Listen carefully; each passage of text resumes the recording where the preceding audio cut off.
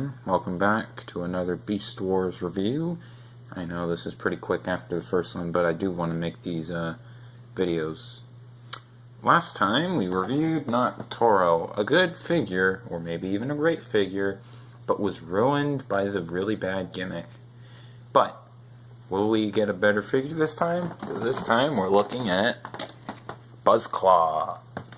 If you've ever complained about fuzors being a little too extreme, then buzzclaw might be your best bet, because he is the very simple combination of a praying mantis and a lizard. Sadly, the only lizard parts are the legs. I'm not going to complain too much because I think mantises are cool, but as a fuzor, it really doesn't work all that well. I guess you could argue it's a colorful lizard due to all these really weird colors that he has. I don't like the colors. I really don't. The green, fine. The green works. But all this clear plastic orange and pink and purple doesn't suit a mantis. But you look at some of the other basic class fuzors, like Air Hammer. Yes, I know I'm using it again. The blue comes from the hammerhead shark, but looks good. And the white comes from the bird. Or perhaps probably the best painted of all the basic class fuzors. You have Interrogator, who looks like an actual realistic blend of an alligator and a terrapin turtle. I've never seen a terrapin turtle, at least with that shell. Or if you want to use clear plastic, you can make it in a way that works. Like Injector, with the transparent wings and the transparent fish head, because they actually look like that. But here it just looks like they threw it in just to throw it in. And it doesn't look that good. As well as it isn't really that high quality. Because especially the wings are not working out on the stress. I don't know if you can see this, but if it focuses in, you can see like white stress spots on the wings, and that's due to CPS, clear plastic syndrome. This guy in Quick Strike will probably suffer from breaking more than Torka, who has a very small amount of GPS, surprisingly. Now, I did argue that the colors are bad, but I do like the sculpt. Even though it's not the best fusion mode, mantises are cool. And it has some decent articulation. Arms are on ball joints, but they don't go the way you want them to go, because outwards is for a gimmick. Legs, and then have plenty of articulation. And even the abdomen can move, as well as the wings. As for gimmicks, I don't think it's in this mode, because, what is that? That's sillier than air hammers, because at least air hammer was a thing that sharks do, bite. What about this? No. That's just even sillier. He looks like a seal. It's a mantis and a seal.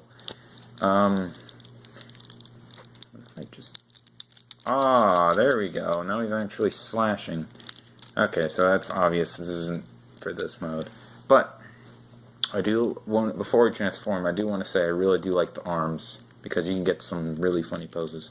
You can have him crossing his arms, or you can have him lying down and, oh hey, if you put rocks over him, he's Logan at the end of the film. Oh, spoilers.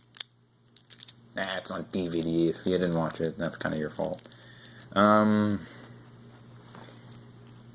my personal favorite pose you can get him is I'm a little teapot. Okay, enough silliness. Let's get this guy transformed. Transformation is probably this figure's biggest downfall, even more than the coloring, because it's very lazy.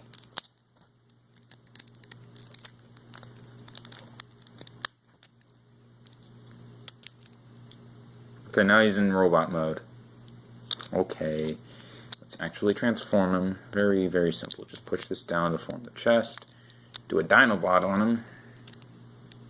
At least with the arms. which isn't bad. I do like that transformation. And get the feet attached. And there we go. Here is buzzclaw. So buzzclaw in robot mode's a little less impressive. It looks okay, but it's kind of a bland robot mode.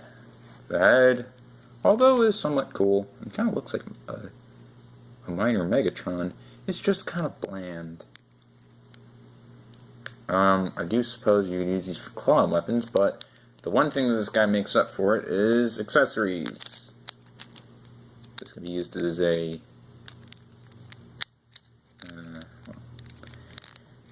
shield, and this requires some transformation.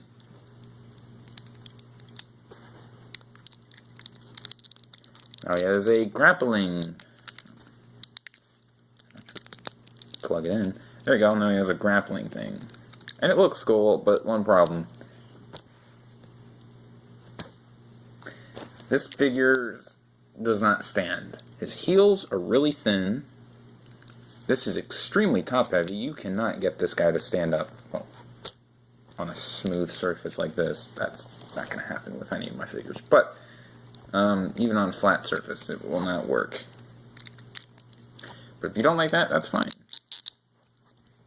Take that off and plug them back for backpack accessories, I guess. I mean, we are going back to school in just a few days.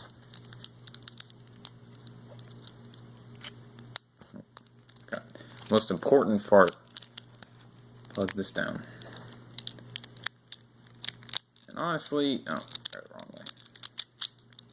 You can actually have it either way, but this way prohibits this from going out. And now he looks a little more complete in my opinion. And I like this look. So even though the robot mode's a bit bland, you can get him some several looks. I was about to say he can stand up a lot better, but he falls over. There you go. His articulation is as follows. Ball joint in the neck. Ball joint in the shoulders. Ball joint in the elbow. Swivel waist. Ball joint in the hip. Ball joint in the knee. And the feet can move. So how does this guy go? He's got his problems. He definitely has his problems. He's a little bland on the fuzor side, and the coloring's very weird. But, oh, and the figure's a little too simple. But it does look pretty cool, and there's plenty of ways you can pose him. So, overall, I'd say he's a good figure. I guess 7 out of 10. I was originally going to give him a 6, but nah. There's nothing really wrong with him. He's still a decent figure. He's worth $5, which is how much you should pay for him. And he's interesting. Kind of. Anyways, next time on Beast Wars Fuzors, Monkey Kitty.